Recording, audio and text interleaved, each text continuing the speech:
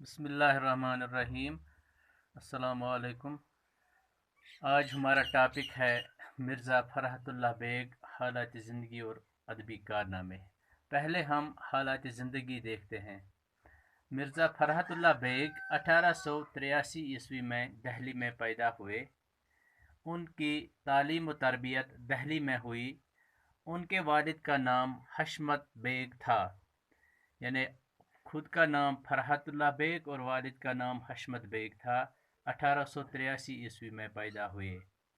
उन्होंने मशरकी उलूम के अलावा अंग्रेज़ी तालीम भी हासिल की। उलूम इल्म का जमा है, यानी मशरकी इल्म के अलावा उलूम के अलावा अंग्रेज़ी तालीम भी हासिल की।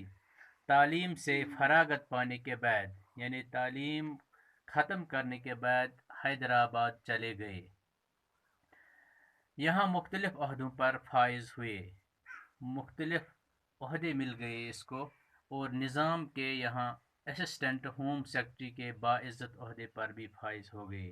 यानी पहले ये महकमे तालीम में मुलाजिम हुए और इसके बाद यहाँ असिस्टेंट होम सेक्रेटरी के अहदे पर भी फाइज हो गए, तैनात हो गए।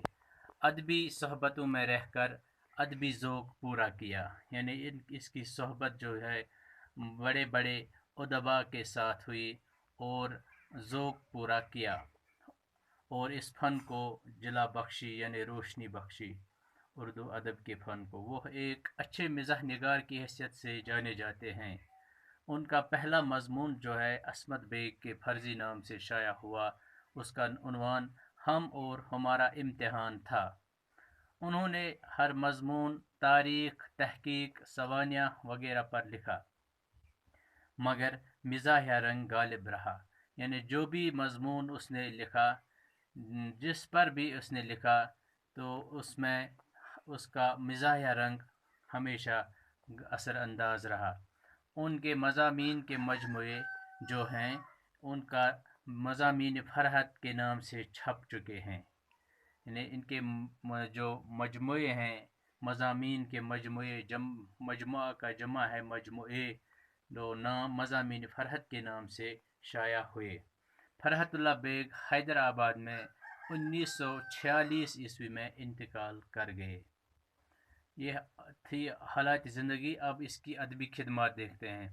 मिर्ज़ा फ़रहतुल्लाह बेग मिज़ाह निगार के एतबार से एक ख़ास मकाम रखते हैं। आपने तहक़ीक़ का काम भी किया, यानी मिज़ाह निगारी के एतबार से वो एक ख़ास मकाम रखते थे, वो जाने जाते थे। आपने तहक़ीक़ का काम भी किया। दीवान यकीन पर एक बेहतरीन तहक़ीक़ी और तफ़सीली मुक़द्दमा लिखा।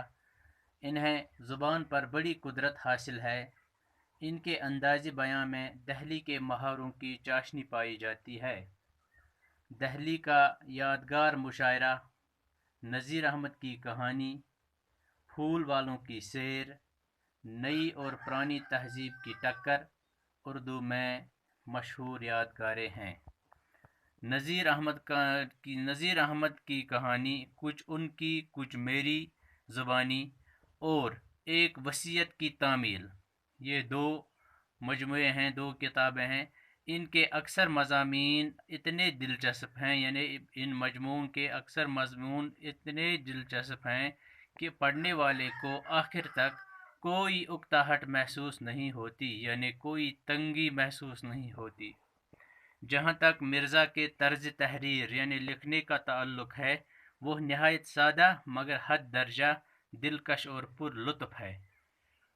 आपका अंदाज बयां बेहद शगुफ्ता और रवां है, यानी इसके तर्ज तहरीर में रवानी थी और शगुफ्तापन था। डॉक्टर शुजाअत अली की एक किताब है तारीख़ उर्दू, इसके मुताबिक मिर्ज़ा साहब का शुमार उर्दू के मिज़ाहिया निगारों की सफ़े अव्वल में होता है। यानी उर्दू के जो भी मिज़ाहिया निगार गुज़रे हैं, उनमें मिर्ज़ा फ़रहतुल्लाह बेग साहब सफ़े अव्वल में शुमार किया जाता है। कारी की दिलचस्पी तहरीर के खात्मे तक बरकरार रहती है। یعنی پڑھنے والے کی دلچسپی، جو بھی اس کا کوئی بھی تحریر یا مضمون پڑھتا ہے اس کو پڑھنے والے کو آخر تک دلچسپی برقرار رہتی ہے، کوئی تنگی اور اکتاہٹ محسوس نہیں کرتا۔ اور باقی وسلام۔